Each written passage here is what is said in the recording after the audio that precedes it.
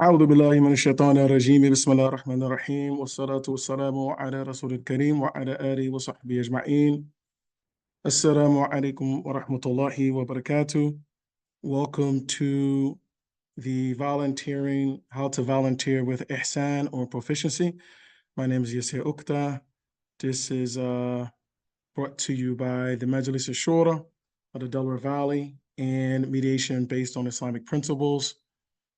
We also have with us our young sister, Mariam Woods, who's going to help out with any questions when I share my screen. Inshallah, I'm not going to be able to see them. And so she will kind of handle all that and just alert me if there's some kind of question, inshallah. And so I'm going to immediately share my screen.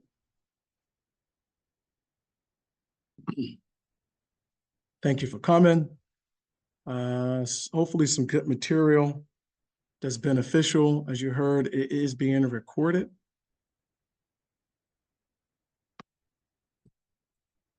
Waiting for this to load. You see right here the Basmala. Bismillah ar-Rahman ar-Rahim.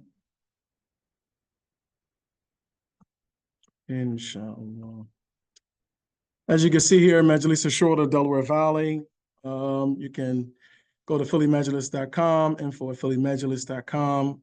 The company I started some time ago, mediation based on Islamic principles. You see that there as well.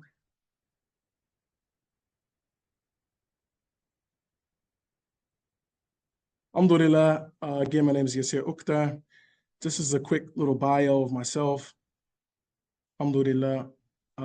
Two of the books that I've written, Conflict Avoidance and Resolution within Islamic Framework, some of the material we're going to be getting through, I mentioned in that book.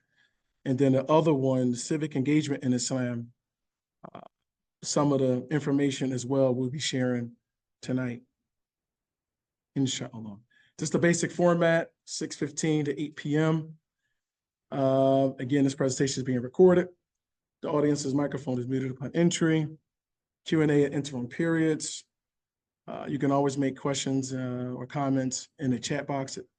Disclaimer, of course, you got to say this. The views and opinions expressed are not necessarily those of the Majlis.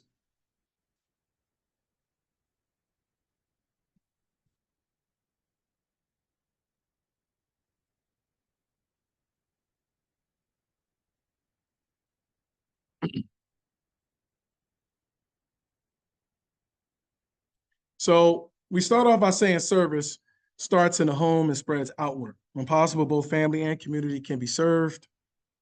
Back. Both family and community can be served. This is a little bit of a delay. However, at times matters need to be triaged, and family usually comes first. So I just wanted to say that at the outset. To be clear, this presentation contents, we get into intended outcomes of this presentation, definitions, where do nonprofits fit in society, stats, intentions, recruiting, donations and obtaining funds, bylaws, awqaaf, behavior and financials, dysfunction, working within an organization, communication basics, burnout, and then optimism. So what are some of the intended outcomes of this presentation? Hopefully you'll gain more actionable information.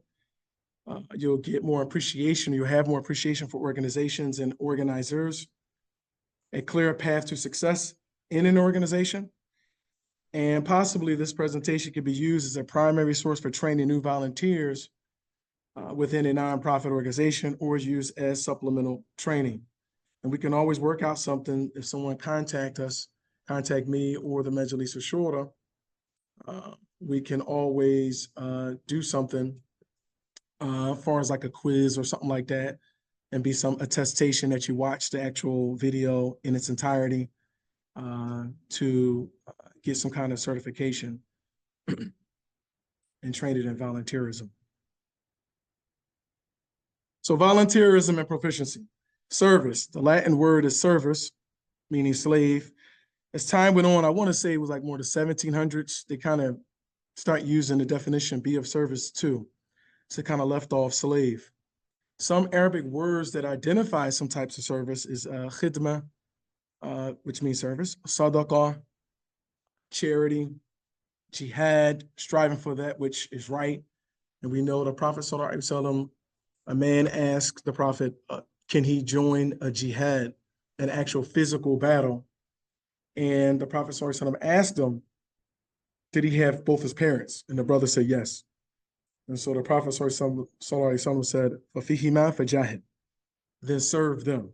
And so jihad, in some sense, could be a type of service for our purposes. Informal volunteerism, that's outside of a nonprofit organization or business in this context for this, this presentation. Formal volunteerism, and both of them are essential within a nonprofit organization or business. We say business because some businesses do have a wing or a division that just dedicates to the community. You know, you have corporate responsibility or corporate social responsibility. Sometimes this comes under the rubric for business under the PR or public relations person, which may be under the chief communications officer. So different companies do different things. Also, the word Ihsaan means kindness, has multiple meanings, proficiency, charity, performance of good deeds, and so on. It comes from the word Hasan or Hasana, excuse me. So a cycle of support within a thriving community. This is just in general, you have the public who would support businesses in a community, and those businesses will support the nonprofits. And then the nonprofits will provide services and goods for the general public. So that's where the cycle, that's how the cycle go normally. And of course, I have it down here, government or some type of recognized order / authority is crucial for any society. However, we excluded it in this context. As you can see here, there are multiple types of tax-exempt organizations. 501c3s are the top ones. This is from 2022. I would imagine it's roughly the same, especially specifically for charitable and religious organizations. So you can see 501c3s classed by the IRS, charitable and religious organizations are 1.4 million in the United States. 501c4s, 501c6s, go all the way down to 501c19s, veterans organizations. Top causes of volunteering, for volunteering. This is some interesting stats. Hunger and homelessness. I believe these stats are from 2021 or 22. And the source you see at the bottom, teamstage.io, volunteering statistics. Hunger and homelessness, 15%, that's the largest. Women and girls, that's the lowest at 4%. If you look at faith and spirituality, that was the third spot at 12%. If you go on to formal volunteering, so this is from 2021. So we know COVID may have had something to do with these numbers, whether they a little higher, whether a little lower. You see the major or largest metropolitan areas in the country. Philadelphia metro area came in at 28.7, which is the highest for formal volunteering. And I believe this is adults and under 18, if I'm not mistaken. The informal rate, we see that Philadelphia area came in at a tick under the Boston metro area, which was 57.9, the Philadelphia area, 57.8. Some more interesting stats. About 30% of American adults volunteer. So that's 3 out of 10 roughly. The most likely person to volunteer is a woman between the ages of 34 and 55 with a child under the age of 18. And that's formally or informally volunteerism. Again, within an organization or outside of an organization. People with higher levels of education volunteer more than those with lower levels of education. People with less than a high school diploma make up only 9% of volunteers in the US. On the other hand, individuals age 35 to 54 with an advanced degree volunteer the most, accounting for 56.5% of volunteers in the US, according to these studies from this group. 97% of donors cite the impact of their gift as their main reason for giving. And so it's an interesting relationship. You say 30% of American adults volunteer. 3 out of 10. Then you see people with less than a high school diploma make up only 9%. So even if you split the difference and we say, 20% or 19%, the reality is you're working with a small group of people that's actually going to volunteer, especially if you talk about, especially if you're talking about volunteering, so it's, I won't say it's unfortunate, but it just is what it is. And it's something to keep in mind. Alhamdulillah. What should people do? How do I join? Which group should I join? Which organization should I join? So it just depends on a bunch of factors. Are the organization's values aligned with the Sharia? Now, one time I was trying to be a part of an organization. I was researching if there was a Muslim Writers Association. And I found one that was Ahmadiyya. And so I didn't sign up for that. Then I saw another one. Everything seemed like it was on the up and up. And I start reading the bio of the president. And homosexuality just kept coming up for some reason in her bio. Then I looked at another person's bio and something with homosexuality kept coming up. So I just seen a little bit of a pattern there. And I just said, okay, I'm not messing with that group. So I didn't find another one. But also your interests. Everybody have different interests. So only you can answer these questions about which organization to join or to remain in. Your talent. Everybody has different talent. Your time availability, the organization structure, your money, a pressing need in a community, and of course, your social capital. So of course, you always start with seeking guidance from Allah subhanahu wa ta'ala. And no matter what you do, always start with obeying Allah subhanahu wa ta'ala and his messenger sallallahu alaihi wasallam, and be in compliance, and you'll achieve what you need, because actions that go diametrically against the guidance from Allah subhanahu wa ta'ala have no merit, regardless of what people say. So you can always start with Salatul Istikhara. Some of the benefits of service. And we know in Surah Al-Zalzala, Allah subhanahu wa ta'ala says, paraphrasing in English translation, so whoever does any good act to the weight of a particle will see it. أعوذ بالله من الشيطان الرجيم فمن يعمل مثقال ذرة خيرا يره. And we also know he says in Surah Al-Rahman, هل جزاء الإحسان إلا الإحسان. Is there any reward for goodness other than goodness? And so that should suffice right there. But we kept going. 2, you'll encourage others to be involved. You can help to mitigate a problem, not necessarily end it. And this is what happens. You get people who start an organization. They say, we're going to end the violence. We're going to end poverty. We're going to stop all wars. We're going to end joblessness. We're going to end homelessness. The causes of all that are multifaceted. So I wouldn't think of yourself as a hero for humanity. You just want to put the right work in to the best of your ability, as we told in the Quran, فَاتَّقُوا اللَّهَ مَا اسْتَطَعْتُمْ, to be God conscious to the best of your ability and go from there. Also, you'll help those in need and gain a reward. Whoever would love to be shaded in the shade of Allah, let him help someone in hardship. We know it says in Surah Al-Shahr, فَإِنَّ مَعَ الْعُسْرِ يُسْرًا إِنَّ مَعَ الْعُسْرِ يُسْرًا. And so usr is a type of hardship, and the opposite is yusr. So this right here is hardship. And so you'll be shaded by the shade of Allah, which is a huge get. Number 5, you'll ultimately benefit your own soul. Allah subhanahu wa ta'ala doesn't need us. He is al-ghani. He's independent. He is independent. He doesn't need us. Now, this doesn't say we have no purpose.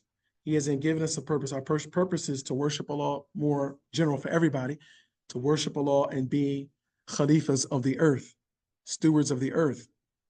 And then everybody have their made little special calling. But we're doing it for our own souls. We're volunteering really to benefit, ultimately to benefit ourselves on Yawm al-Qiyamah. And that gets into the bedrock of our actions. Niyyah, intentions, that's more like the what. So for instance, I intend to make Salatul Maghrib. I intend to fast this day of Ramadan. I intend to make Hajj. I intend to pay zakat. And ikhlas, or sincerity, is more like the why. The root of it is khalasa, to be pure or unmixed.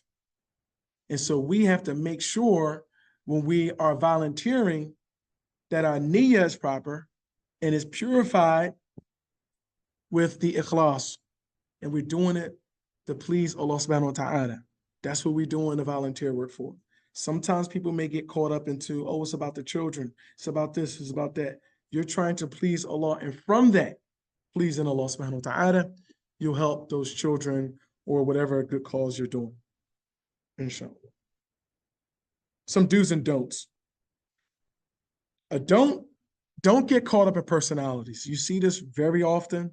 People hop around. When we say nonprofits, we include a masajid or masjids, and people hopping around for like a star. They're looking for some savior, someone coming in on a white horse and just tell them how to live their lives. And we have guidance from the Quran and the Sunnah. And so you don't want to get caught up in personalities. We know as humans, we all we may lean towards certain personalities that we may believe is beneficial for us, or for some kind of unknown reason, you kind of lean more towards some people. And that's not a bad thing, but we just don't want to get caught up in them. And Hassan al-Basri, rahimahullah, one of the great Tabi'in scholars, he said, paraphrasing, that don't love excessively, don't hate excessively. Because when you do that, you just go down the wrong path. And so, yes, we understand personalities are important, but you want to focus more on the work, not dismissing, of course, personalities. Another one, don't think of your cause as the greatest. One time a brother, he was having, rightfully so, some concerns, and he wanted to do something about it as it relates to some of the stores in Philadelphia selling cigarettes and liquor, and some cases marijuana on a low and all that kind of stuff. So he wanted to do something. So I started giving him some pointers and how to go about it with city council. And he got upset and said, it should be because I told him it wasn't my top concern. And he said, it should be. And I explained to him, there are like 100 fires going on, raging. You can't attack all of them wholeheartedly. Homelessness, joblessness, domestic violence, college, trades for the youth. Go down the list. And so you can't fix everything. You just find an area or two, or maybe three, of your concern that you're passionate about, going back to what we talked about before, your interests, your social capital, so on and so forth. And you work on them to alleviate them to the best of your ability. One of the things you should do is when you join an organization, you should always familiarize yourself with the organization's history. And of course, the organization should make that information available. But you want to know, how did this organization start? Who were the past leaders of it? What were some complications that they had? And that will help you as you move forward. Recruiting and onboarding, or onboarding, delegating and keeping volunteers. We know of the story in the Quran with Prophet Musa alayhi salam and Prophet Shu'aib alayhi salam and his two daughters. Prophet Musa alayhi salam, he basically left the lands of Fir'aun because of a few things that happened. He had to get away. So he had no money, no nothing. Of course, he had Allah, but he had no physical possessions. And so nobody was with him. And so he came upon like a well, and it was two ladies, young ladies, trying to get water for their flock. And men basically covered up the well, or the watering place, blocked it. He actually removed it to help them out, and just basically sat on the trunk of a tree and just called out to Allah. Part of this first part I'm mentioning is that very important to remember, even when you're down and out, it's good to volunteer or give money. Because he was quote unquote down and out. Prophet Musa alayhi salam, and he still did something that was khair, something that was good. And the next thing you know, those women, they mention that to their father, Prophet Shu'aib, alayhi salam, and basically, you should invite him over the house.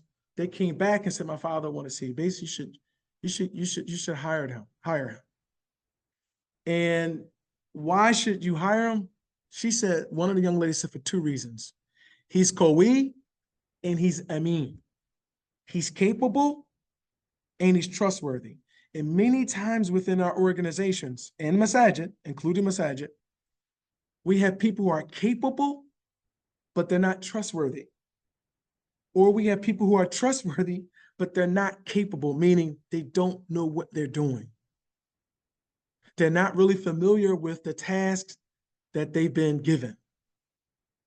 And so inshallah, when we looking for volunteers, or even ourselves, when we accept in certain positions, we should really think, am I Qawi and am I Amin? Now, hopefully all of us are Amin, right? But hopefully we are capable to do the task at hand. Recommendations, still recruiting continued. Be organized. Organizing or being organized is attractive. That's just how humans are. When groups are organized, it's an attractive thing.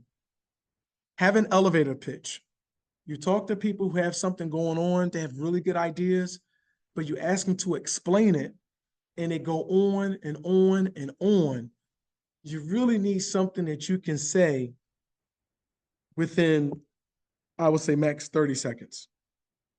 So if you say, well, what do the Majlis Ash-Shura do, or the Delaware Valley? Well, pretty simple.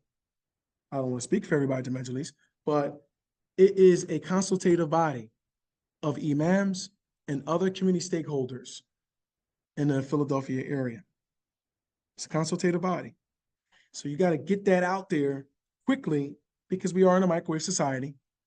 And so people understand exactly what you are doing in reference to recruiting people to join the organization.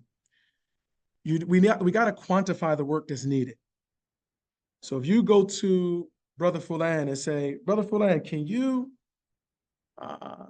help out with packing lunches for the kids on Saturdays? That may be, Brother Fulan may say, no, I'm not gonna be able to, my time, like my work, my schedule, this and that. If you went to Brother Fulan and said, can you give us, this organization, 3 hours a month? That's a different ring to it. So it's good to quantify the work that's needed. And I knew of one organization who would certify halal meat. And one of the things, they was having openings for volunteering. And one of the positions was, can you donate, I think it was 3 to 5 hours a month, just researching ingredients remotely. And so that's a little more digestible than, can you help out with this? And then you run me into the ground. So that's a recommendation. Train properly. When you get people on, we have to train them well. We have to train them well. Usually when you train people, they watch you, they shadow you for a period of time. That period of time, I don't know. That depends on the organization, depends on the task. They watch you. Then the next phase, you watch them do what they've been taught for a period of time. And then the third is they do it out of your sight and you just come and check on them. And then, khalas, we're done. So we have to train properly. People need guidance on some of these things. Don't assume someone is young, they know how to handle social media. Don't think that someone's old, they know how to, older, senior, whatever, that they don't know electronics or social media. Just got to train them, and then you'll learn what they know anyway. The other one, of course, is avoid in-house fights. We talked about being organized is very attractive to people on the outside trying to come in. It's the opposite. It's very disheartening for a lot of people to see in-house fights when they just join an organization. So that's very important to cut that kind of stuff down. As it pertains to women and youth, because we always say, what are we going to do? We don't have the women in the community. Where the youth? Where the youth at? Well, one of the things we have to do a better job of with our nonprofits, again, including our masajid, is we have to share. and you share three things: power, resources, and responsibilities. Power, we know, la hawla wa quwwata illa billah. We know that. There's no power, no might except with Allah. But we're talking about a human power that Allah subhanahu wa ta'ala has given us. So power meaning like doing in spite of. So we have to share the power, the resources, maybe access to certain resources and responsibilities.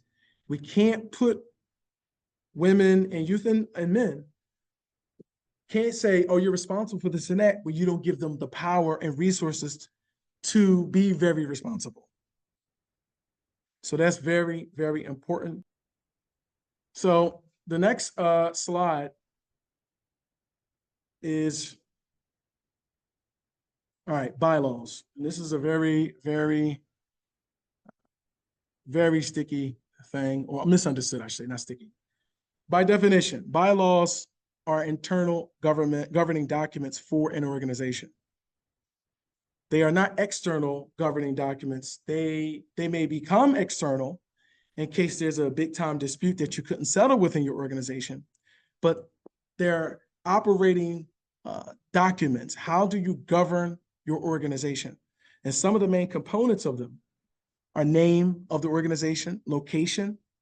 Now that's important, the specific location, because they're getting some legal stuff. Which state is it gonna fall under from a jurisdiction perspective? Which municipality is it gonna fall under? So that's why the location is very important. And mission statement / purpose. You need the pertinent info about the officials. How are they selected, elected, term limits, qualifications, etc. Members, the types, collection and storage of monies. Who collects the money? Bank accounts, earmarked funds, etc. Collection and storage of data. And we'll get into that inshallah later as well. How to resolve conflict, because everybody's really very excited when you start a nonprofit. And then when things go bad, we don't know how to resolve conflict. So it should have been kind of laid out already. And of course, how can an organization be dissolved, just in case? And then you have severability. A lot of times you have in agreements severability clauses, which basically means in case a portion of the document or of the agreement, or in this context of the bylaws, are inappropriate or they're irrelevant, maybe they're illegal, or it's just not going to be looked at favorably, then it's severed from the rest of the document. So you don't have to throw the baby out with the bathwater, basically. You keep the rest of the document, and that one is just severed. That's important. So why is that important? Well, sometimes you may have certain things inside of the bylaws that's no longer applicable. It may not be illegal, it's no longer applicable. Laws do change, and maybe your bylaws were written, they should review them every so often, but you may have something in them from 10 years ago that's not really applicable. You just sever that and keep moving with the rest of the bylaws. So the question come up a lot. If Muslims are governed by the Quran and Sunnah, what's the point of bylaws? Our Islamic sources don't necessarily explain in detail all of the intricacies of an organization. Of course, we have the values and principles from the Quran and Sunnah to guide us, but Muslim-ran organizations need structure and a specific detailed plan on how to act within the organization, of course, based on the Sharia. So for instance, term limits, list of office holders, bank account info, dissolution, movable versus immovable, etc. And we'll get into that possibly a little later. We must be careful to not conflate or mix a khilafah, like Amir al-Mu'mineen and all that, with a non-profit under non-Islamic jurisdiction. This is specifically reference to masjids. However, some of the strategies and principles, if applied appropriately, can be employed. So we got to regularly consult with who? A lawyer, an accountant, insurance agent, an Islamic advisor skilled in fiqh and tasawwuf, Islamic spirituality. Ideally, the lawyer would be Muslim, the accountant would be Muslim, the insurance agent would be Muslim. The reason more so is not because non-Muslims wouldn't understand law because they're not Muslim. That's ridiculous. It's more so because the Muslim lawyer ideally would understand the sensitivities of Muslims in the Muslim communities. So that's more of the main reason. And hopefully if they know a little of Islamic law, they would help you navigate that as well, along with American law. Same thing with the accountants. So this is a big one here, awqaaf. Awqaaf are trusts. And whoever signed up, registered, we sent you those documents, some documents explaining this a lot more in detail. Awqaaf are trusts. It's no perfect translation for that word, many scholars will say. It's, the singular is waqaf. So like you say, qif means stop. So waqaf is a trust, or some people say endowment. Awqaaf are trusts. So according to Ibn Qudama, rahimahullah, one of the great scholars in Islam, it means to dedicate the estate and give the product in charity. Now you may say, well, why would somebody even do a waqaf? Well, the idea is because it's sadaqah jariyah. It's ongoing charity for you when you're dead and gone. A masjid, now it's different types of awqaf or trust. A masjid is one type and has its own rules. A masjid is not our own municipality. This sometimes we think this. It is a main staple in Muslim communities that allow us to publicly worship Allah subhanahu wa ta'ala. It's not, the masjid isn't necessarily the community, it's part of the community. But I know we kind of use it like that, so mashallah. The 4 components of a waqf, and this is according to Dr. Blankenship had the paper, wrote about this, and that was in the packet or in the email that I sent those who registered. Again, if you want it, you can always email mediationbip@gmail.com or through the Majlis info@Philly if you want those documents. It's not an issue. 4 components: the waqif, the donor; the sigha, the text, or some people say subject matter; the mawquf, the donated property; and the mawquf alayh, the beneficiary. The waqif, the sigha, mawquf alayh. So how to structure our masajid? And this has always been a little bit of a debate. I should say always. I would say more so like the last 20 odd years. It's been a big debate, maybe more than that. One I'm familiar with the last couple of decades. Do you have the imam model of authority, final decision? Or you have the board model of authority, they have final decision-making powers. Or you may have a mixture of both. And so it's important to remember, I don't want to confuse y'all, but for instance, you can have a waqif, a donor, we'll go back to it, a waqif, a donor, who can name him or herself what you call a mutawalli. A mutawalli is basically a manager in this context of the waqf.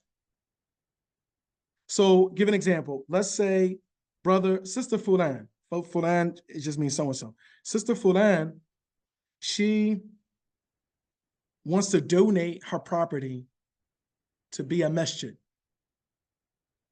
And so property ABC. And so she meets all she's a waqif. In the sigha, she's donating it to, say, the beneficiaries, all the masjid goers, all the people that come to want to make salah, hear khutbah for Jumu'ah, so on and so forth. But she, in that document, you call them foundation documents, foundational documents, she can name a mutawalli, a manager, or mutawallis.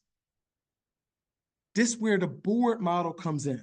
So people say, which one is closer to the sunnah? It depends on who, not even depends. It just matters who is the waqif, who's the donor, and how did they set it up, even if it was 100 years ago. Do they have one mutawalli? Do they have 2 mutawallis? Do they have 100 mutawallis? However it is. And those mutawallis, or that mutawalli, can have what you call an imam ratib. An imam ratib is the imam who regularly leads the prayers. Again, this is not our own fiefdom.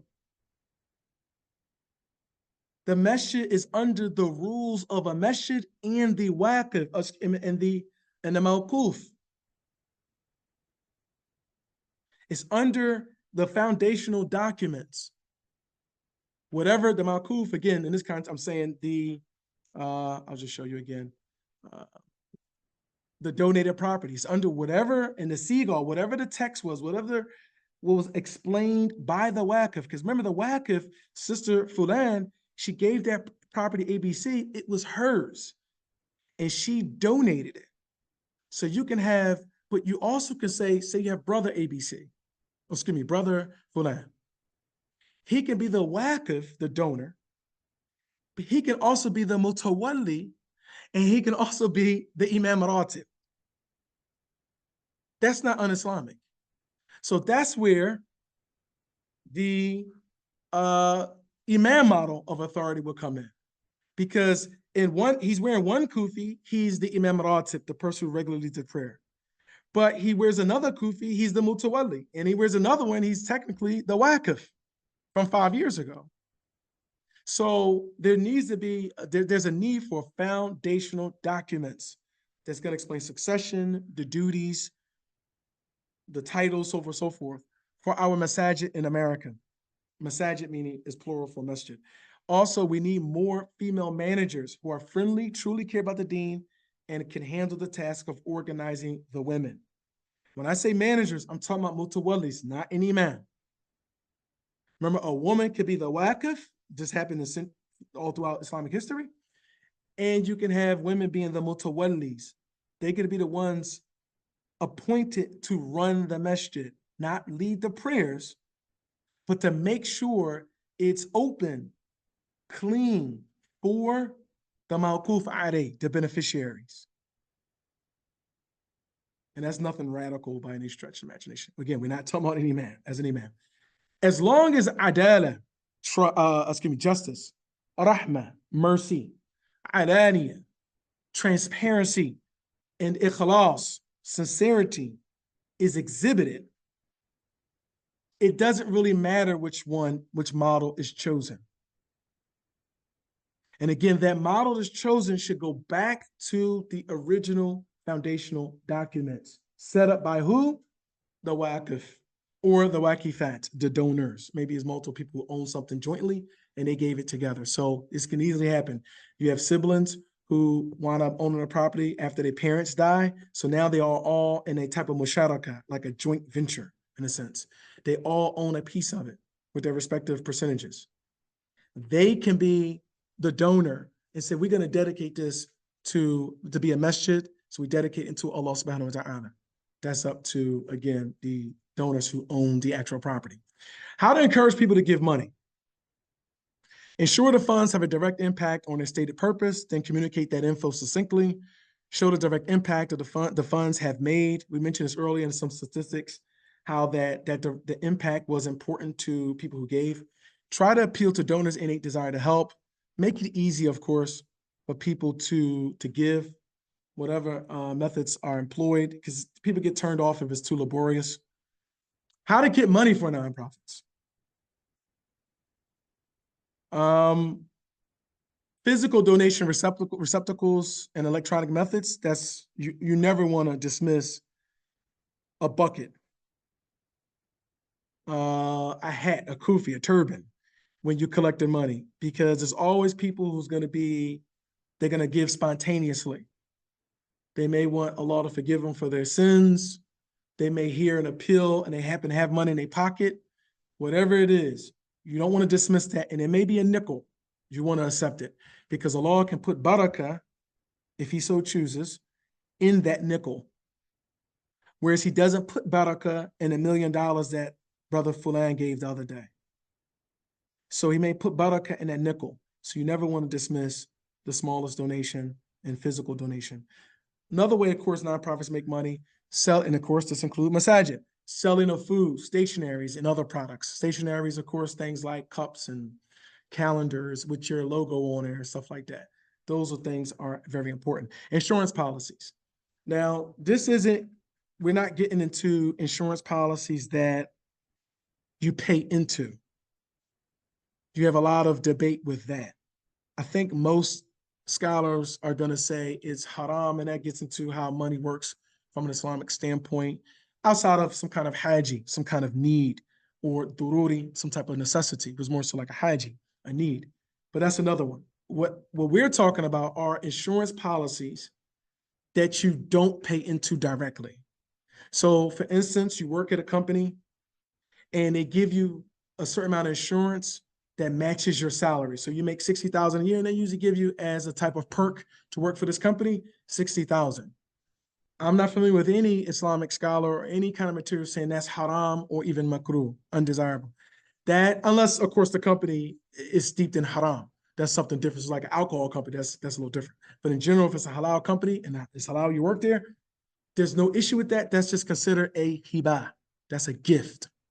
And so you can accept that and do what you want with it. So you can always do something with that for a nonprofit. And of course, you can get into, is it part of your inheritance or is it not? That's another debate. So again, we're not talking about insurance policies that you pay into. We're talking about the ones that you don't pay into directly.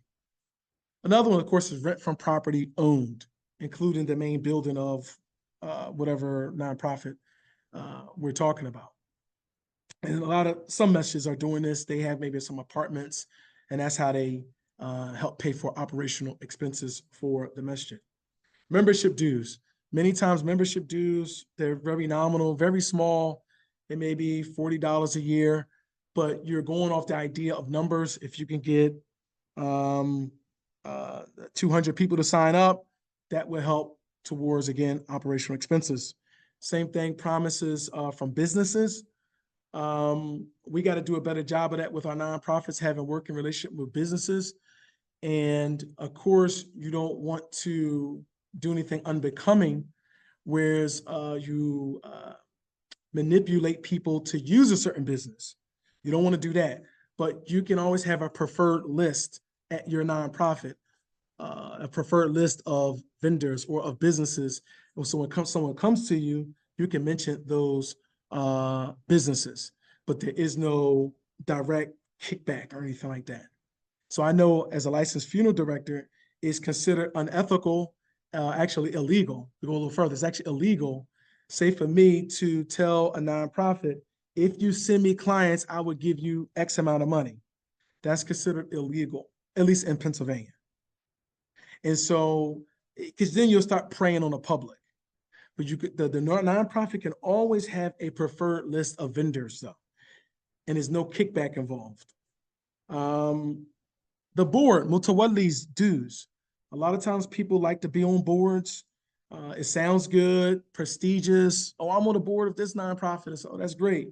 A lot of times with boards, you want to be able to bring money. And so it's good to have nonprofits. If you run or have a nonprofit or part of a nonprofit, say the board should make sure they give it, and maybe more than the actual general membership dues, because you want to have some skin in the game, as they say, some financial skin in the game. Grant writing. We need, a lot of nonprofits need grant writers. We know of like the Melinda and Bill Gates Foundation. They give a lot of grants out. Walmart family to give a lot of grants out. But you have to be careful, because some nonprofits may say, well, I don't have the money or the people who are versed in that kind of stuff and they know how to write that stuff. I don't really know anybody. And somebody say, oh, well, just pay somebody to do it. That's considered unethical. It's not illegal, as far as I know. It is unethical. And I think Muslims, we have to be careful with that. Paying someone to write grants. More so, this is GAP, like GAAP, the generally accepted accounting principles. That group, they consider it unethical. And many judges over the years have went along with that and ruled against people who did this kind of stuff. And so just think about it. For example, if I get, again, say Maryam, to write grants for a nonprofit I run, and I say, listen, Maryam, you're going to get 10% of whatever monies you bring into the organization. So say she said, oh, great. So she does it and she gets $100,000. So she's going to get $10,000 for her, $90,000 for the nonprofit. Well, the issue is the grantors of the grant, the people who gave the grant, they thought the money was going to all this good work in the community, not $10,000 to pay someone to do the work, to send to kind of manipulate us with all the nice words to get the actual grant. So that's one of the reasons considered unethical. A way around that, or a way just away from that, is you may have someone on your staff at the nonprofit, and that's just what they do. And they may not even get paid for, or they may have a salary that's separate from the grant. Just they do certain things, and they just also write grants. So it's no kickback from the grant. They just get paid. Now, still, you may say they still gonna get the money somehow, some way, but you just want to be clear with these things. The other one is tuition, of course, for school. Many masjids have like schools. Other nonprofit institutions have like classes that go on. The fees from that can go to help towards the operational expenses. Of course, activities, skate and bowling and all that kind of stuff can help bring it. Fundraisers basically can help with money. But then you have NAIT, N-A-I-T, the North American Islamic Trust. And so, of course, in Islamic countries, you have people who handle trust, like an office, that handles the trust administrators, the office of trust, the office of awqaaf.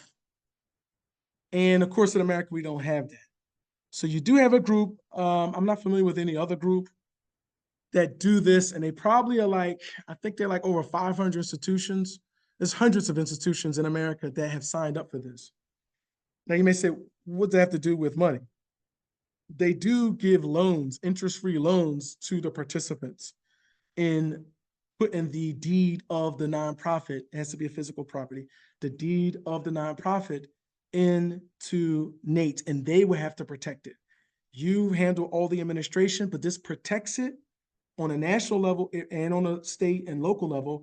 It protects the nonprofit from issues like tax issues and so forth.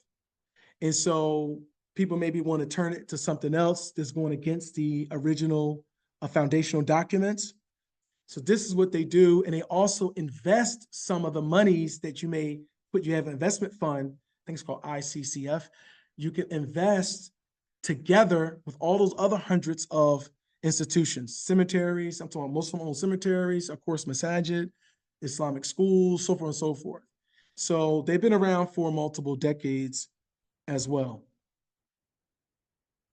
Are there any questions or comments, or corrections before I get into this paper, inshallah? If there's none, are you? There are no comments or questions in the chat. Are you? So if you can see the screen, behavior and financials. Madam, can you confirm that you can see it?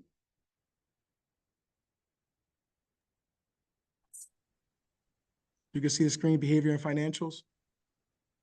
Yes, I can see the screen. So I wrote this a couple years ago and gave it out to a lot of imams in the area. And it focused on 4 areas: misappropriation of public assets, record keeping and transparency, sexual misconduct, and procedural fairness. Obviously, I'm not gonna go through all of it. Again, this was something that was sent to those who registered, said it was interested. I sent it to them. Again, if you want it, just email me. It's not an issue. As I say, there's a plethora of issues we face in the Muslim American community. Simply put, all of the issues that plague Americans in general affect Muslims to some degree, no matter the ethnicity, financial status, or country of origin of the people that make up our Islamic institutions. We are not absolved or safe from the ills, poor habits, and inappropriate behavior of the broader community. So hopefully this book, or just give me this pamphlet or whatever, this handbook, will help us officials run the nonprofits, specifically masjids, but all of them actually, all Islamic institutions, with a level of ihsaan, or proficiency in beauty. And I'm going to skip around a little bit and get right to misappropriation. Of course, handling monies and other assets obtained from the public is a type of amana, or trust. And it's mentioned in the Quran, Surah 17, I believe that's Surah Al-Isra, ayah 34, and fulfill your commitments, for you will surely be questioned about them. And also, O believers, do not betray Allah and the messenger, nor betray your trust knowingly. The Arabic root word used for betraying is khana. which can mean to cheat, to mislead, to let down or betray.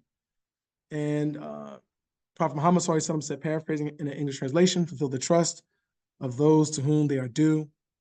As it relates to, got into awqaaf a little bit.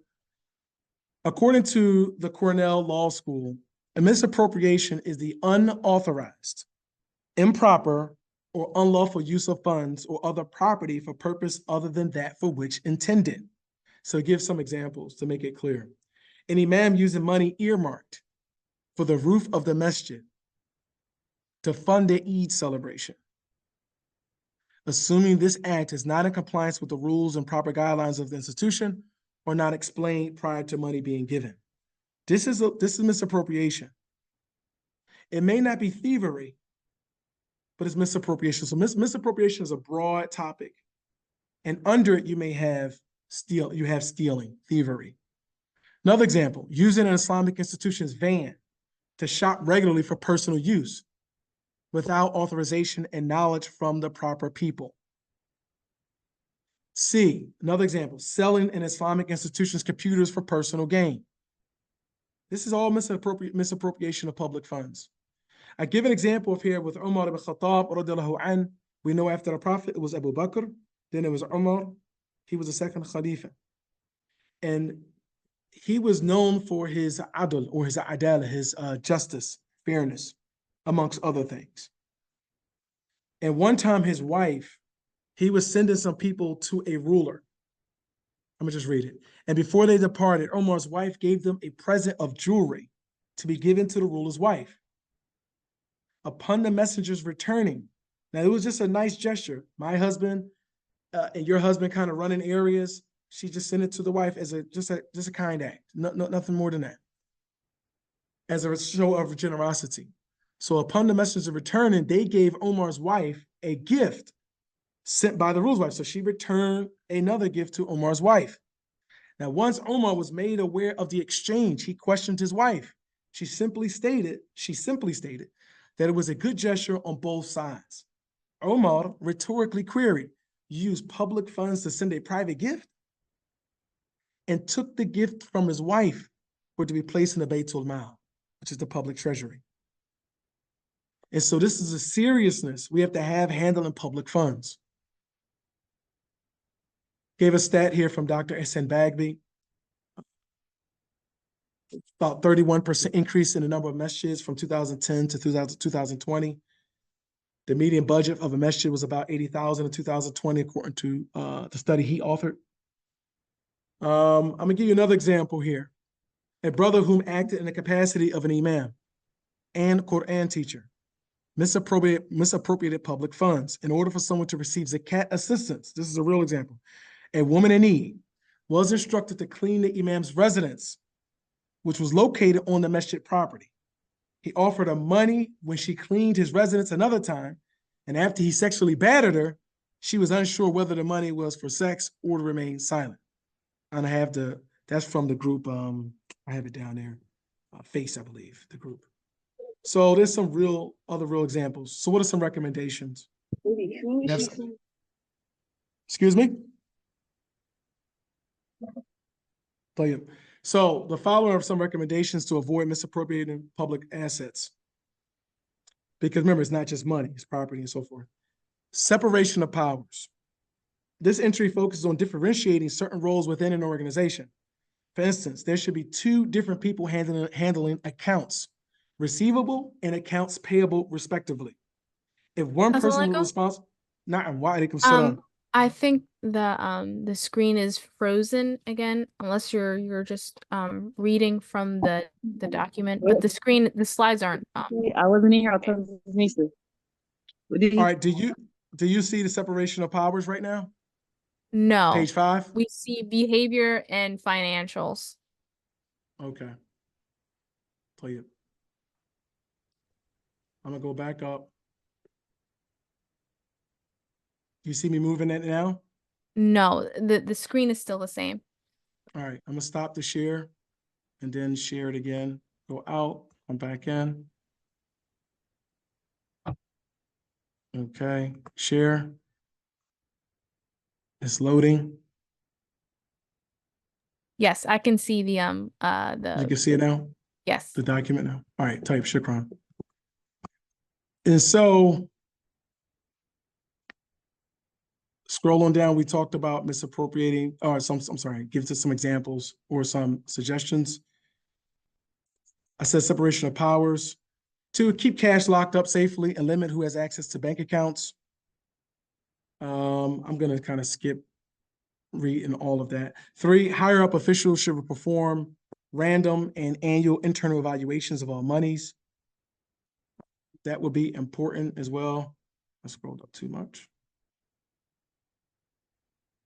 And I'm gonna say, firstly, to give the presence of overview. Secondly, you do these internal evaluations of all monies, really all assets, actually, I should have said. You want to be on the lookout for any kind of misappropriation. And thirdly, you got to learn the best and bad practices to improve the organization. Another suggestion, if something doesn't look or smell right, don't assume, investigate thoroughly. And then number 5, have clear rules for the collecting, storing, and spending of public funds and using public assets. This stuff should be very, very clear. So the person may collect money and then like, where do they put it? When do they put it in the bank? Do they give it to so-and-so? That stuff needs to be a little clear. Second one is record keeping and transparency. The Arabic term normally used to denote the office of record keeping or the actual records is diwan. Skip some of that. Some of the benefits of good record keeping and transparency are transparency allows for a type of visual access to community assets. Remember, it's public funds. Good record keeping can avoid confusion and misunderstandings and give clarity. If information is stored for easy retrieval, it can then be shown to donors in an organized and credible manner.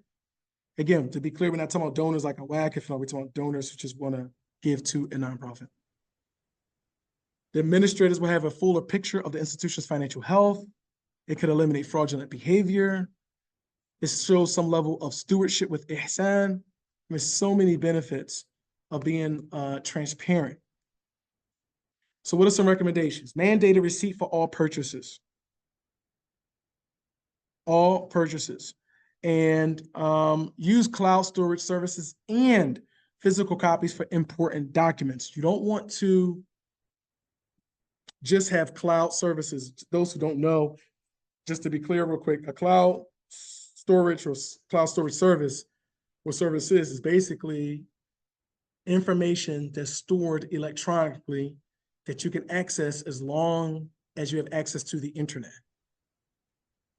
And so technically, when you email yourself, that's the type of cloud storage.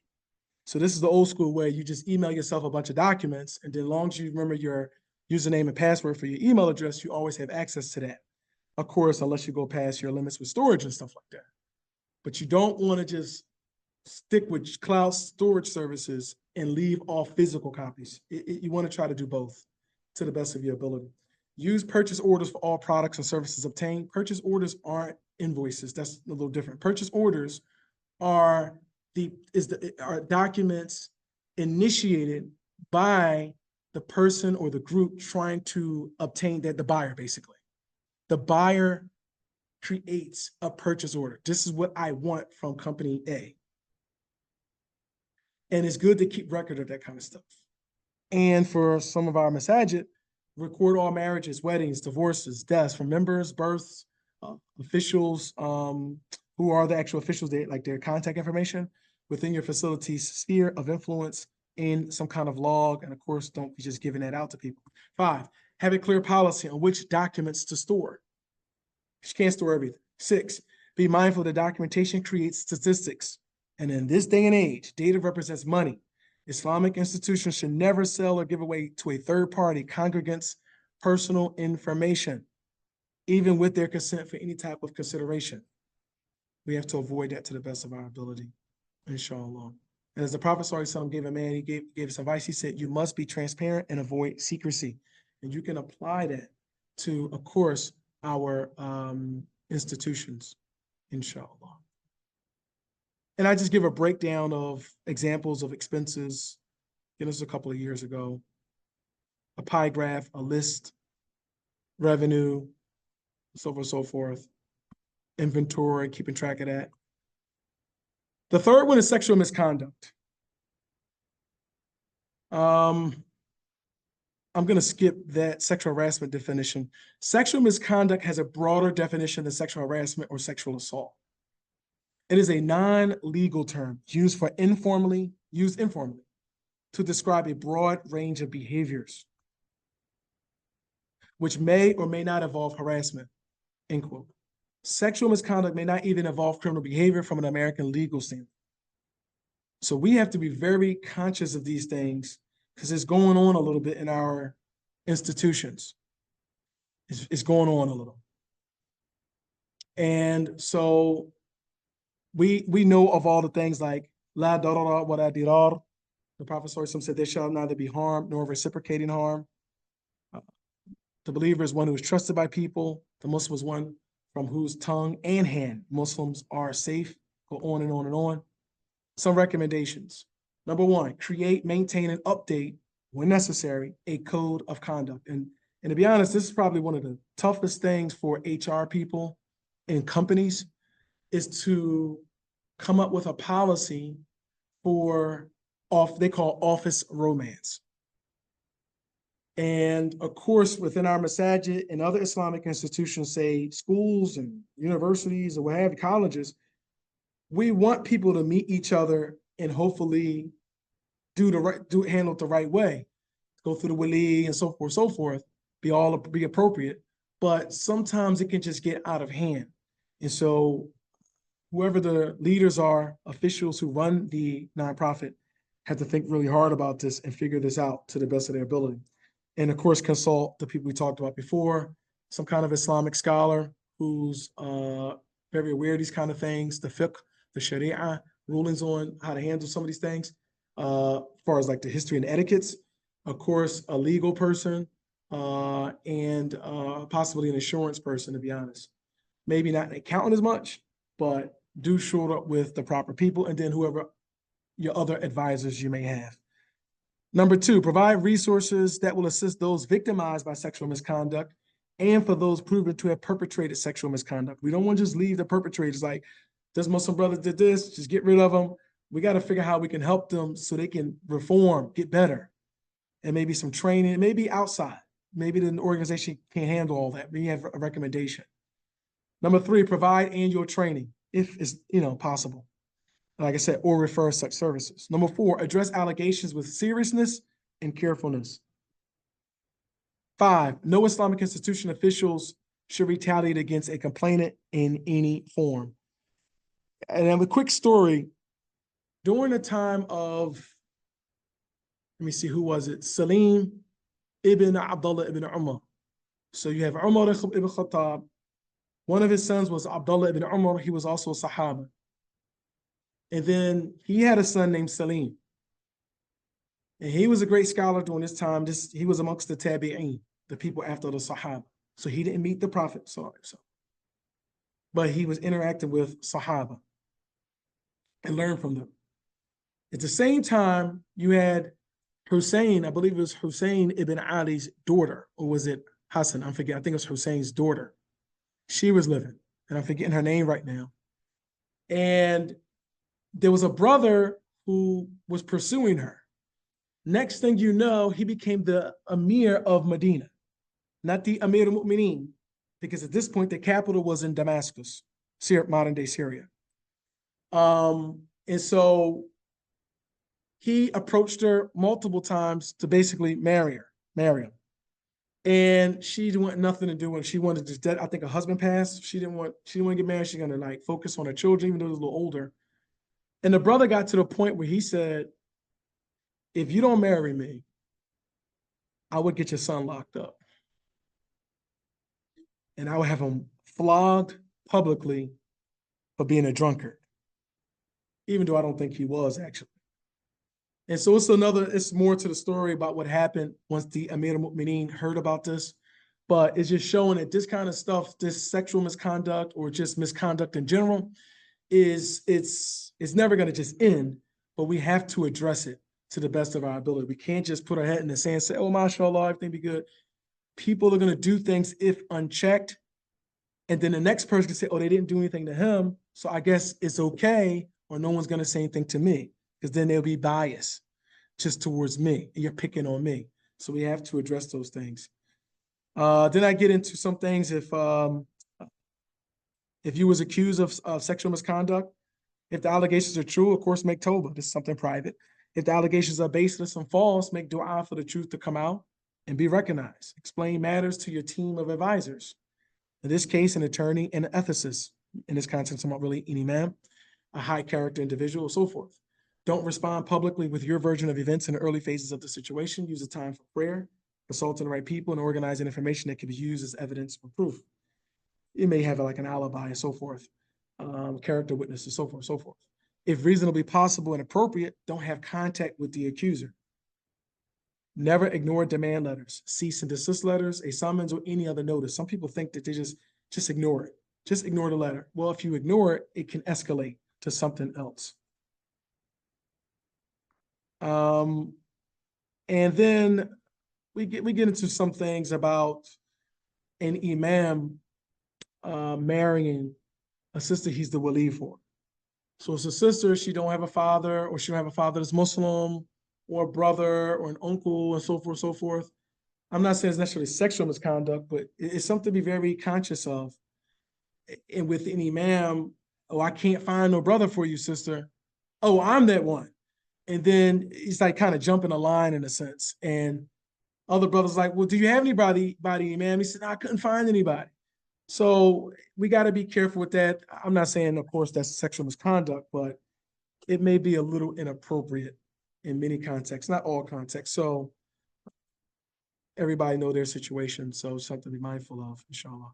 The last one on this slide or this paper is procedural fairness. Trying to get through this stuff by 8 o'clock, of course, inshallah.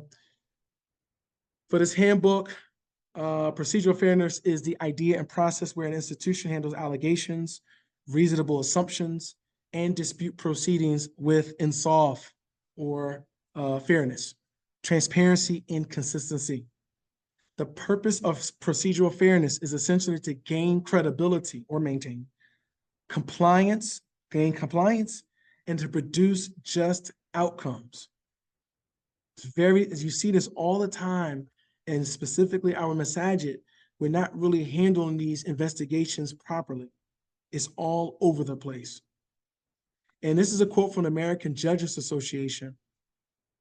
Those who come in contact with the court form perceptions of fairness from the proceedings. Now you can substitute court and say masjid, from the surroundings and from the treatment that people get. Also, research has shown that higher perceptions of procedural fairness lead to better acceptance of court decisions. Now you may say imam decision, amir decision, or arbitrary decisions, what have you. And more positive view of individual courts, masjids, and the justice system. Now you could say the sharia, and greater compliance with court orders. And so, of course, whoever's handling those proceedings gotta maintain their adab, their civility, their etiquettes. So what should we do? Prioritize courtesy and treat others with respect at all times. Then we explain that. Remember that time is precious for everyone. You know, we say, oh, just start at 30 minutes later, an hour later, what have you. We have to be conscious that to the best of our ability, there's always hiccups, there's always issues that you've got to fight through, but try to be conscious of it. Preserve and improve the process when deemed necessary. And we explain that. Effectively and clearly communicate your role and any expectations you may have. Because what happens a lot of times is mediation is different than arbitration. Arbitration, the person or the panel is going to make a decision and give an arbitral award. Mediation, what you do is basically just have the parties, the complainant and the respondent, just basically you just play scribe and referee and make sure it doesn't get out, make sure it doesn't get out of hand, keep the tabs of the time and so forth. And so sometimes when you go into these meetings, you don't know which one is which. Is it arbitration? Is it mediation between me and so-and-so? What have you, especially we know with marriage. We don't know exactly which role the imams are actually playing. Are they doing it, or are they going to refer to somebody else, or are they letting you decide? That needs to be clear. And so a suggestion is, instead of the imam just sitting with the couple, when there's a dispute, there's type of khilaf, just really stick with what the Quran says. Get someone from her side, get someone from his side. Because what happens a lot of times with imams or with the couples or marital dispute, they never explain really all that's going on. And the imam is kind of like, he don't really know. So they're saying this and they hiding things. So it's really good for you to have somebody from her side that she picks, somebody from his side that he picks, and kind of can help the proceedings as much as possible, inshallah. So we go on and explain arbitration, we explain mediation a little bit. And I'll just try to understand that you have an amana. An investigation is starkly different from an interrogation. Be careful with that. No matter the outcome, officials should not retaliate for alleged or proven poor behavior. They should never disclose the results of findings prior to their proper protocol for disseminating such. And number 3, have someone trained in these types of investigations. Run, or at the very least be consulted before the conclusion of an investigation and the subsequent decisions. And so we just recap real quick.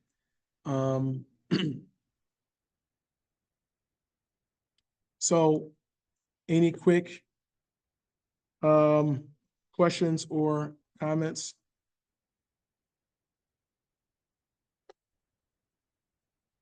Play it. Yes. You have a quick one? Yes, real quick. This regarding that raising of funds and hiring grant writers. Now, if the budget stipulates that there's going to be administrative fees associated with that, the use of those funds that may be acquired, isn't that given full disclosure, or do you still see that as success fees being unlawful? well, again, I wouldn't say it's unlawful. I'm saying it's considered unethical. Okay. The question is, do the grantors know that? Okay. So if the grantors are fully aware that some is going to that, they don't have an issue. They don't have an issue. Many times people are not going to say that though, because it's like a side thing. Hey, do this, and then I'll cut you this. And so I thought I gave the money for all the good work you say you're doing. Now you're saying, because that may be something in the information with the nonprofit, but do the grantors, are they familiar with that? That stuff. So if it's disclosed and the grantors want to give it, it's not illegal. So I'm telling you what we're doing. It's more so unethical from what I'm familiar with when it's not disclosed what you're doing. But if you want to disclose it and they say, you know what, we're not going to give you the money, that's probably why people don't want to disclose it. But it really needs to be there. And again, if it's part of the salary that the person already gets, that's something totally different. But again, if it's something internal and the grantors, the people giving the grant out, don't know about it, that's where you run it gets a little shady right there, in my opinion. Does that answer your question? All right, thanks. Yeah, thanks. Oh, yeah. One of the issues we have also is dysfunction. I define it here, chronic interruptions of organizational activities. It's different from a crisis. So you may have a tornado like we had some in the area, a hurricane, a flood, or something like that. We saw it with the some issues with the banks, the electronic stuff that just happened a few weeks ago. That's like something else. Even though the result is an interruption, we're talking about more like internal issues. Dysfunction is usually marked by disruptors. We can never forget that.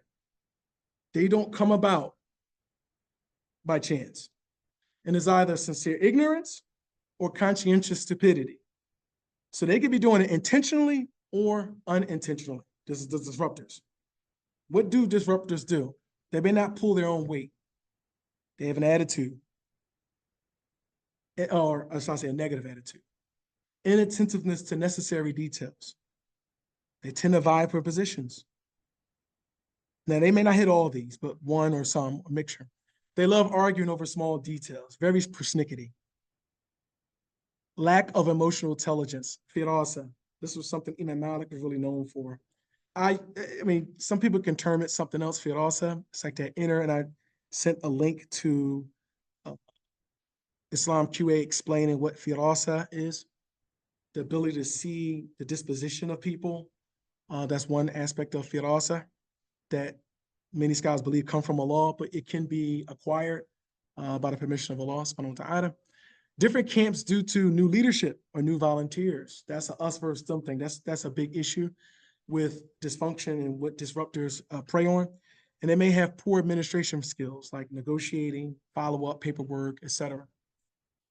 The anatomy of disruptors, their makeup, they're very argumentative. They're very literal. They look hard for an opening. They notice all the negative aspects of the group. They never want to fix the problem, just point it out. They rehash old and settled issues.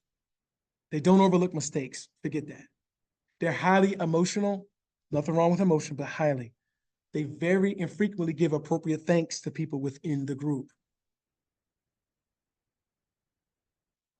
How to assist in making an organization functional and handle disruptors. You got to make very small and consistent steps. Good steps, of course. The right people in the right roles, clear role definition. Carrot or the stick, some people need more incentives, that's the carrot. Some people need reprimand, that's the stick. Get to know people more intimately, but appropriately, especially to more opposite genders. Gotta be very careful with that stuff. Sharp leadership, gotta be having like an eagle eye, the leaders or the leader. Organizing the people who are interested in being functional. You have to make contact with the people who are trying to move forward. Understand the qadr of Allah and subhanahu wa ta'ala, and I mentioned Uthman ibn Affan. The reason I mention him is this. Again, the Khalifas after the Prophet ﷺ was Abu Bakr or Umar, then Uthman, then Ali. Brief second was Hassan, then Muawiyah, then it was Yazid, so on and so forth. But with Uthman, think about this. He was guaranteed paradise, number one. These are all not in order, but number two, he married two of the Prophet's daughters at separate times, of course. 3, he came from Banu Umayyah, which were known for their fighting. So he had a lot of backing with like people who were ready to fight. 5, if that one 5, he had a lot of wealth independent of being a Khalifa. So he had his own money from his own businesses and stuff before he was a Khalifa, and he still couldn't stop the fitna that was going on around him. And this is Amir al-Mu'mineen, Uthman ibn Affan, because he was also known as Ibn Affan. He was known for his iffat, his temperance. So he had all the great qualities of a leader, of course, outside of a prophet. He had all the great qualities, and he couldn't stop the fitna. For those who don't know, he was assassinated. People making up stories against him left and right. And you can read his biography. So he's a really good example of you can have everything in order and you still can't stop the fitna. That doesn't give an excuse to some of us because we're not Uthman and how our bad practices. I'm not giving people excuse. I'm not trying to give poor excuse to or give an excuse to poor leadership. But it's just something to keep in mind. If it's the cult of Allah, it's the cult of Allah. Some people need to be reassigned or relieved of their duties with kindness. Everybody can't stay in the same position. Maybe they're not Qawi. Maybe they're not capable in that field, that area. Leaders within an org need to be inspiring and appropriately persuasive. You have to talk to people. You have to communicate with them. Building credibility, care for others, communicate well, be transparent with organization functions. That's all appropriate and important. Don't assume the negative about others. Do the opposite. Husnul dhann min al-ibadah. Having good opinions about people really it's like an act of worship. Give deference to the elders, those who came before you. So maybe they're younger than you, but they was in the organization before. And then the other younger person should give deference to the older person, within reason, of course. Understand that there are many opinions within a group and that yours may not be acted upon. Just because it's a group, everybody want to get their stuff out, it's a listening session, but you can't act on everything as we mentioned earlier. Avoid sharing sensitive or negative information. Working within an organization, communication components. This is a pet peeve of mine. Sender, receiver, channel, noise. Not going to get too deep into this right now, but body language is a part of this. Again, the sender, say I'm saying something to Fulan, he has to hear it properly. The channels may be text message, it may be face-to-face, maybe email, it may be through Skype, maybe through WhatsApp, Telegram, whatever. Different channels are appropriate depending on what's intended to be communicated. And then noise, you have different types of noise. You have physiological noise, psychological noise. One time I said something, somebody said hi to a guy at a lake walking a dog. He didn't say hi back. I thought it was a little rude. But then I got a chance to say something to him again, a little closer, and he made it clear he was deaf. So I didn't know that. And so you got to be careful. And so that's like a physiological type barrier or noise that would interrupt the message being received properly. And then you have other ones, like psychological. Maybe I'm very tired. Maybe I'm stressed out because my father just died. And then it may be physical noise. Like maybe I can't hear you properly because there's construction going on in my house, next to my house. And so I said, oh, you said the meeting is tomorrow? Okay, cool. And then I get there, it's like, where's the meeting? You promised. I said, no, I said it wasn't tomorrow. He said, no, that's what you said. So we get a little conflict because of that. So it's different reasons for the message not being delayed or communicated properly. Of course, you want everything to work out, these nonprofits, it doesn't always work out. So we still have to leave on good terms. And so complete any projects or tasks. Don't just walk away and say, "Oh, screw all this." I mean, try to complete what you've been tasked to do. فَاتَّقُوا اللَّهَ مَا اسْتَطَعْتُمْ, to the best of your ability. Write a formal letter or something. Just make it very clear, like exactly that you're leaving. Because later on, it was, oh, they fired him, or they removed him, or they did something to her. So it's not really clear. So it should be some kind of documentation that the person is leaving. I think it's a good idea. I know some of the stuff can get a little onerous, but we're trying to do this with Ihsaan. So take whatever you think is appropriate or applicable to your situation. Give back any possessions, computers, membership cards, if it's necessary, some other form of IDs or whatever, what have you. Avoid backbiting on the way out or being disgruntled, because this is a typical thing. Man, they corny over there anyway. They don't know what they're doing. They ain't on the hawk. You get that kind of stuff. Kindly and timely give all necessary passwords, usernames, or access codes that may be needed. And someone should be on top of this stuff for the organization anyway. And assuming the person leaving is valuable, an offer should be made to have them in some role. I think one of the biggest issues we have in the Muslim communities, we don't negotiate well at all. Somebody's saying they're leaving, let's negotiate. How about you switch roles? And that can happen at an exit interview. I know that happens usually at companies more so than nonprofits, but I'm recommending that you do it.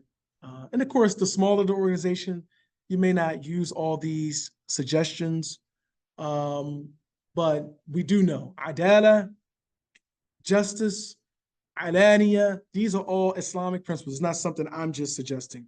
This is part of the Sharia. This is part of the etiquettes in Islam. This is part of us having akhlaq, or good character. So, but some of the things like paperwork this, paperwork that, yeah, that's some suggestions that you take it or leave it. Renew your intentions as often as necessary. We talked about that before. This is how you can avoid burnout. And it helps you be optimistic. Renew your intentions and make sure your ikhlas is right. That's what some scholars say. We don't know if we ever committed a good deed. Now, of course, when I look at, say, Maryam, whatever she does, good things that she do, I'm assuming I should assume the best. But for myself, I don't want to say, oh, I did something good before, because I don't know if I did it purely for the sake of Allah subhanahu wa ta'ala. So that should keep us all a little bit in check. Like, I don't even know if I ever did a good deed for the sake of Allah. Outwardly, we all probably can say we've done something good. But was it really for the sake of Allah? And I say, think of Khadija, because Khadija, radiallahu anha, Khadija bint Khuwaylid, the Prophet Prophet's wife, remember, she didn't get to see the glory days of Islam, or of the Muslims, I should say. She didn't get to see all that. She saw turmoil after turmoil. And we also know of the story, I put this in the Majlis newsletter, of a brother and his wife who fled Mecca because of the hardships, because of persecution from the Quraysh. They went to Abyssinia, Eastern Africa. They heard about the Prophet ﷺ setting up shop in Medina. So they said, we're going to hook up with the Prophet. Now they had kids and stuff in Abyssinia.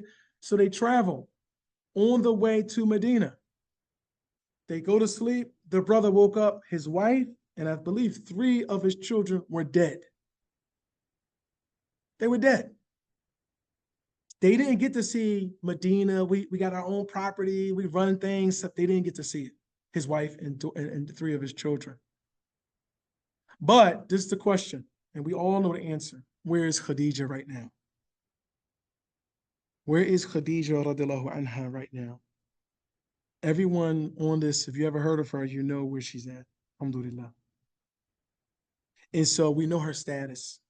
So we're not going to be her, of course, but she's she's inspiration. When you're toiling, you may not see all the stuff, but ultimately everything comes down to, how do you stand before Allah on Yawm al-Qiyamah? Not what the Imam said, what the director said, what did they do, what did you do? No, excuse me, it is about what you do and what you've done. Volunteerism creates stress. It's normal. So this is going to happen from time to time. Organize your personal life for optimum success with the organization. You have to triage sometimes. I mentioned that earlier. Only commit to what you more than likely can do. Don't promise I'll do this, I'll do that, and then you under-deliver. Be thoughtful of that. Get the proper amount of sleep. This is often overlooked, and a lot of people don't like talking about it in Islamic spaces, but sleep is essential. You have to rejuvenate. You gotta get the proper sleep. If you gotta take a nap, take a nap. But you have to, again, rejuvenate. And anyone who takes naps on a regular, you feel like you can move a mountain after you take a nap. Don't get caught up in personalities. We said that earlier, but I think it's worth saying again, because we tend to do that. Again, we're waiting on somebody on a white horse to come in and save the day. Oh, you did excellent. Do this now. And then try your best and leave the results to Allah subhanahu wa ta'ala. Muslims are people of effort. We are people of effort, not always results, because that's why we say, inshallah, we don't know the future. We have a good opinion of Allah that if we try real hard, He will reward us in this life and the afterlife. That's why we say what? Allahumma nasaluka al-afiyah fi dunya wal akhirah. Allah, we ask you for well-being in this life and the afterlife. We say, Rabbana atina fi dunya hasana wa fil akhirati hasana wa qina adhaban nar. Our Lord gives the good of this life and the afterlife and save us from the hellfire. So we kind of want our cake and eat it. We want the good in this life and we want the good in the afterlife. But you don't know for sure what's going to happen. And this is not trying to excuse, again, poor behavior, laziness, or anything like that. Let's just say we really don't know the future. Just try your best. Leave the results to Allah subhanahu wa ta'ala, inshallah. Quick recap, 759, definitions. This is basically saying all the stuff we talked about. Alhamdulillah. Mariam, do we have anything? No, there's no questions in the chat. Oh, yeah. Okay, so 759. Really appreciate everybody being patient. Some hiccups on my end. I apologize again for that. There's nobody else. It's not the Majlis Ash-Shura. Of course, it wasn't Mariam. She's trying to fix it on her end, whatever she can do, and remind me of some things. So I really apologize for that. And again, your patience, I appreciate it. And so this will be posted, inshallah, on the Majlis's YouTube page, maybe within, I don't know, a week or two. I don't want to overpromise and underdeliver, but hopefully soon it will be posted in the Majlis's newsletter. We'll probably have a link for it, inshallah, so you can always go back and check it. I'm probably moving a little too fast at times to try to get through it by 8 o'clock, and the Maghrib is coming like at 8:01, 8:02, something like that. And so, alhamdulillah. Do you have anything to say, Mario? No, alhamdulillah. This was an excellent presentation. I actually really benefited a lot besides, just being here to moderate. I definitely benefited a lot from the information shared. And I posted the links to some of the things that you covered in the chat as well for other people to follow along. Oh, perfect. I really appreciate it. But yeah, and appreciate you for just helping out, period. So with that, I'll just close, inshallah. أعوذ بالله من الشيطان الرجيم بسم الله الرحمن الرحيم والعصر إن الإنسان لفي خسر إلا الذين آمنوا وعملوا الصالحات وتواصوا بالحق وتواصوا بالصبر صدق الله العظيم. Again, assalamu alaikum wa rahmatullahi wa barakatuh.